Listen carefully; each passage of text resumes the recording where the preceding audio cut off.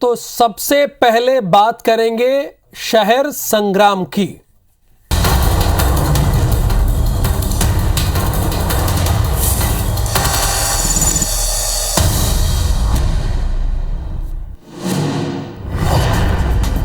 तो निकाय चुनाव पर कांग्रेस का मंथन लगातार जारी है। भोपाल से यह बड़ी ब्रेकिंग न्यूज है। दिग्विजय सिंह के निवास पर यह बैठक हो रही है। निवास पर उनकी बैठक हो रही है।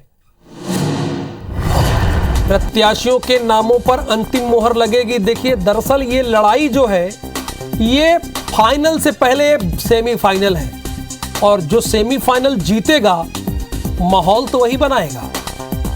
इसीलिए दोनों दल पूरी ताकत झोंके हुए हैं। जरा अंदाजा लगाइए कि क्या इसके पहले कभी इतनी माथापच्ची आपने देखी है। आमतौर पर विधानसभा चुनाव में इतनी भाग दौड़ हुआ करती है, लेकिन शहर और गांव के इस चुनाव में दोनों दल बहुत सीरियस हैं, क्योंकि ये सेमीफाइनल है 23 का, और दोनों दल इस बात को डंके की चोट पर स्वीकार भी करते हैं कि ये सेमीफाइनल है 23 का। सुधीर दंडोतिया इस वक्त हमारे साथ लाइव जुड़े हैं, और फोन पर, यानी लाइव ही हुआ, कोई बात नहीं है, वो लगातार इस खबर को कवर कर रहे हैं। सुधीर, मैं देख पा रहा हूं कि दोनों दल कोई कोर कसर नहीं छोड़ना चाहते, कहीं कोई गलती ना हो जाए। बड़ी बारीकी से माइक्रो लेवल पर इस चीजों को चेक कर रहे हैं, देख रहे हैं, तब टिकट फाइनल कर रहे हैं।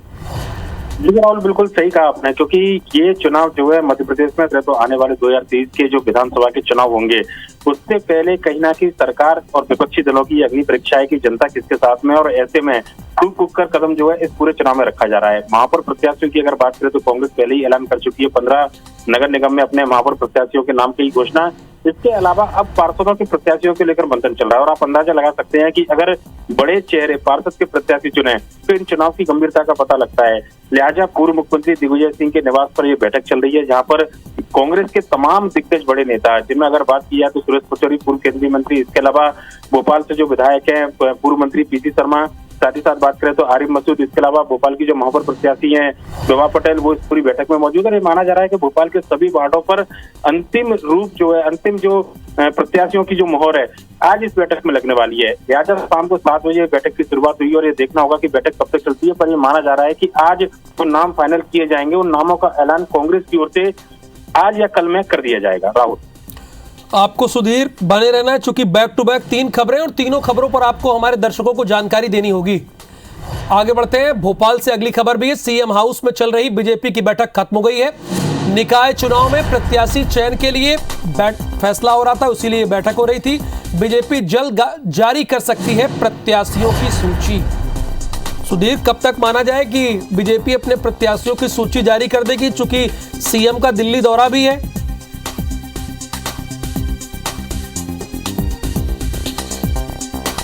तय कर लिया गया था। बाकी के 11 नगर निगम को लेकर आज पूरा दिन भर मंथन चलता रहा, और बीजेपी प्रदेश कार्यालय के अलावा अगर बात करें तो मुख्यमंत्री निवास के अंदर तकरीबन 3 घंटे से ज्यादा इन सभी नगर निगम के लिए महापौर प्रत्याशियों को लेकर चर्चा की गई।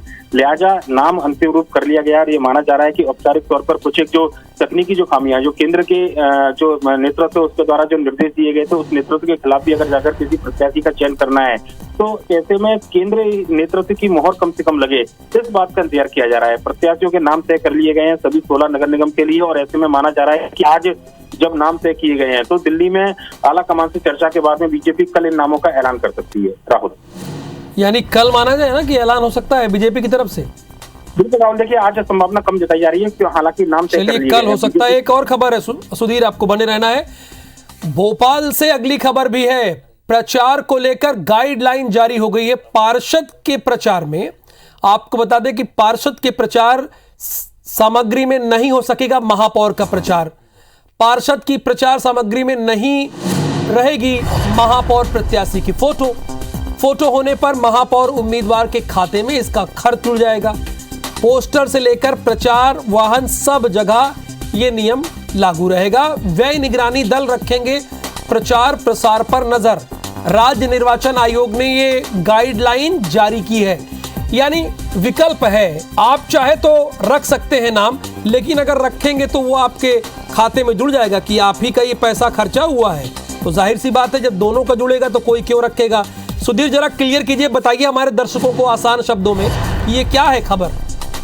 देखिए राहुल, अगर बात करें तो निकाय के चुनाव जो है वो दलीय आधार पर होते हैं, लिहाजा जो सिंबल पार्टी के द्वारा दिया जाता है उस सिंबल का प्रचार अब तक पार्षद और महापौर दोनों कर सकते थे, पर लेकिन मध्य प्रदेश के अंदर राज्य निर्वाचन आयोग ने नई व्यवस्था को लागू किया है जिसमें महापौर का अगर फोटो पार्षद लगाएंगे तो महापौर के खाते में जो खर्चा है पार्षद के प्रचार का वो जोड़ा जाएगा। लिहाजा कहना होगा कि नई गाइडलाइन जारी की गई है जिसमें साफ तौर पर कहा गया है कि अगर पार्षद अपना पोस्टर लगाते हो तो व्यक्तिगत तौर पर केवल उनको खुद का प्रचार करना होगा बजाय महापौर की फोटो लगाने की। अगर महापौर का फोटो लगाया जाता है तो ये पूरी राशि महापौर के खाते में जोड़ी जाएगी और लगभग इसी तरीके की व्यवस्था जो प्रचार वाहन है उसके लिए भी जारी की गई और नई गाइडलाइन जो है राज्य निर्वाचन आयोग की ओर से जारी की गई है जिसमें सभी जिले के कलेक्टरों को ये निर्देश बताए गए हैं। राहुल, फाइनली आपका शुक्रिया सुधीर, आपने तीनों खबर के बारे में विस्तार से जानकारी दी। आगे बढ़ते हैं। निकाय चुनाव से पहले सांसद साध्वी प्रज्ञा का ट्वीट बगावती तेवर की ओर इशारा कर रहा है, जिसमें उन्होंने संभागीय चयन समिति में अपना नाम होने का जिक्र किया है। बीजेपी में नगरीय निकाय चुनाव को लेकर संभागीय चयन समिति में शामिल नहीं किए जाने को लेकर सांसद साध्वी प्रज्ञा ने अपनी चुप्पी तोड़ते हुए एक ट्वीट किया, जिसके बाद एमपी की सियासत गरमा गई है, जिसमें उन्होंने लिखा है कि हजारों प्रश्नों का एक ही उत्तर है और चयन समिति में नाम न होना संगठन का निर्णय है। साथ ही उन्होंने लिखा है कि 8 विधानसभा की जनता ने उन्हें सांसद चुना है और उस जिम्मेदारी का निर्वहन वो करती रहेंगी।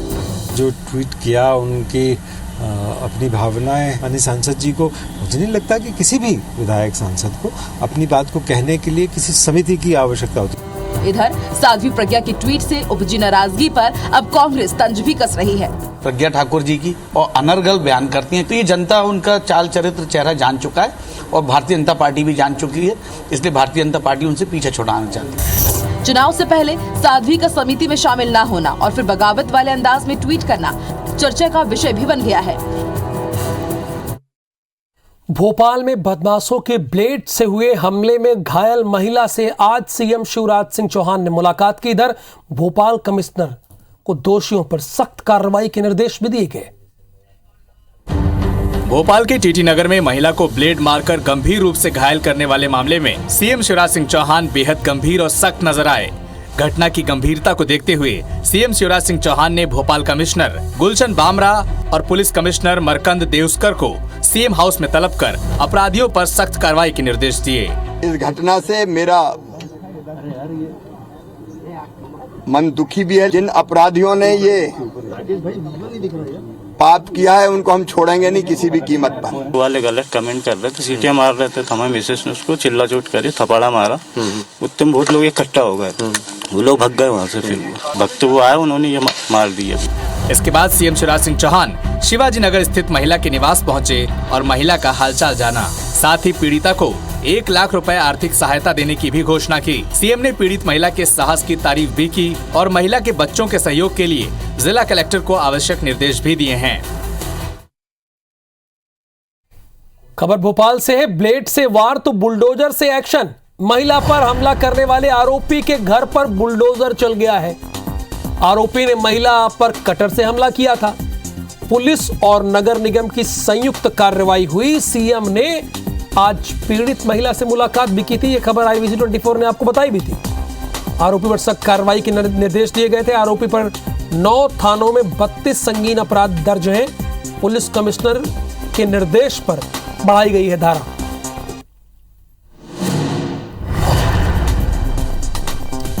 ये देखिए उस वक्त की तस्वीरें जब सीएम शिवराज सिंह चौहान खुद मिलने वहां पहुंचे थे।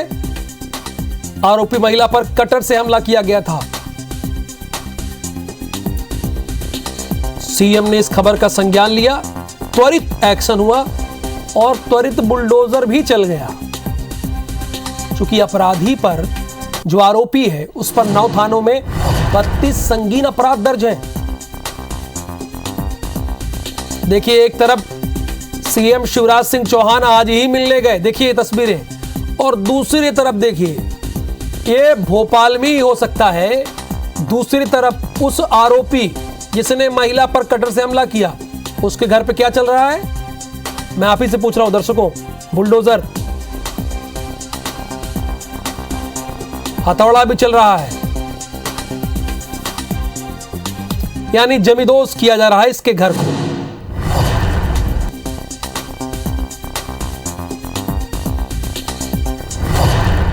तो सत्येंद्र सिंह भदौरिया से इसी खबर पर विस्तार से जानकारी लेते हैं। वो हमारे साथ इस वक्त लाइव भी जुड़ गए हैं। सत्येंद्र, आज ही सीएम मुलाकात करके आए, उस महिला को ढांढस भी बताया और आज ही कार्रवाई हो गई, पकड़ में भी आया और उसके घर हथौड़ा भी चल गया।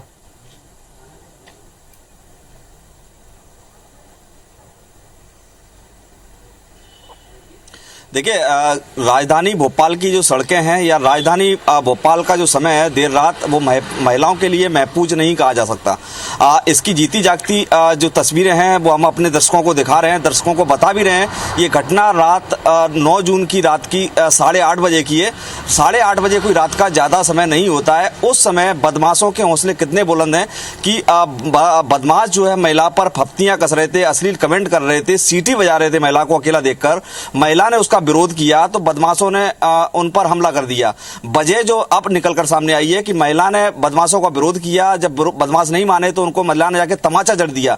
ये बात बदमाश को खल गई, चूंकि बदमाश जो नामी बदमाश है बादशाह बेग, जिसके खिलाफ कई थानों में 32 संगीन अपराध हैं। बदमाश बेग करीब 2 महीने पहले अप्रैल महीने में ही जेल से रिहा हुआ था। उसको टीटी नगर थाना पुलिस ने अड़ीबाजी के एक मामले में फरवरी 2022 में जेल भेजा था। जेल से रिहा होने के बाद भी उसकी एक तमाचे की गूंज उसको इतनी महंगी साबित हुई कि महिला के गाल पर उसने कटर से हमला कर दिया और महिला को 118 टांके, जो एक बड़ी संख्या में टांके लगे, उसको गंभीर, महिला को देखते नहीं बनना, महिला इतनी बेसुध हो गई कि 2 दिन अस्पताल भर्ती रही। इस मामले का पर्दा तब उठा जब महिला 2 दिन बाद अस्पताल से इलाज के बाद थाने पहुंची। पुलिस ने भी इस मामले पर पूरे पर स्त्री कर ली थी। मामले का जब मीडिया ने मामले को दिखाया और बताया कि किस तरह से बदमाशों के हौसले बुलंद हैं, तो सीएम शिवराज सिंह चौहान ने एक्शन लिया तत्काल और सुबह आज रविवार सुबह अफसरों की मीटिंग बुलाई और अफसरों को हिदायत दी कि जो भी हैं अपराधी उनको बख्शा नहीं जाए। और तत्काल सीएम के निर्देश के बाद जो है बदमाश के घर पर बुलडोजर चला। और राहुल, एक चीज और बता दें, बताइए कि पिछले महीने, आज से करीब 1.5 महीने पहले राजधानी भोपाल में एक तस्वीर और सामने आई थी, जब एक छात्रा के साथ जो यूपीएससी की तैयारी कर रही है, बहुत शुक्रिया सत्येंद्र। चूंकि वक्त एक छोटे से ब्रेक का हो गया है।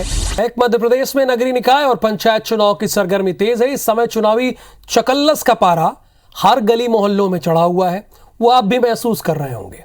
वहीं नेताओं में बयानबाजी और आरोप प्रत्यारोप का दौर भी जारी है।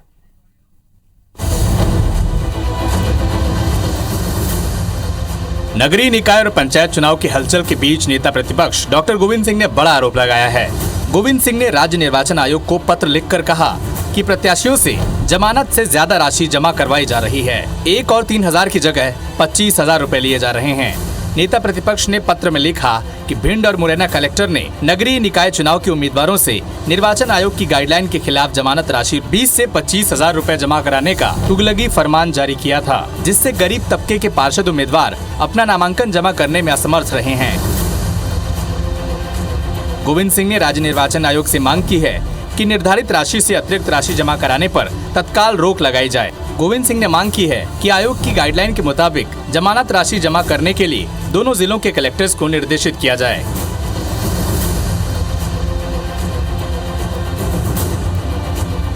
नितिन गडकरी के चैलेंज की और उज्जैन के सांसद के उस चैलेंज को स्वीकार करने की।